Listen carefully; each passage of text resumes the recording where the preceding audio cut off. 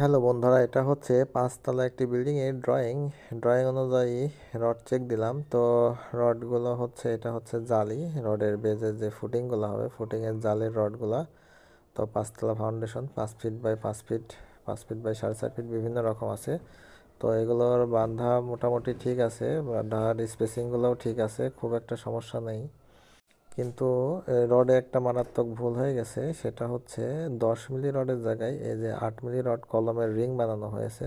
এটা মোটেও ঠিক হয় নাই, কেননা সুবিধার জন্য এটা করা হয়েছে, কারণ 8 মিলি রড বাঁকাতে খুবই সহজ, কাজ আগাবে ভালো। এই জন্য মিস্ত্রি মালিক পক্ষকে বুঝিয়েছে যে হচ্ছে আপনি 8 মিলি রড দেন, কোনো সমস্যা নেই।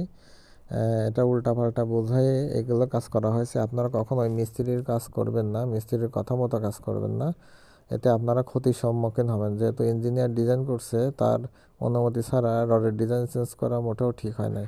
তো ভিডিওটি কেমন লাগলো সবাই একটু কমেন্ট করবেন। ধন্যবাদ সবাইকে।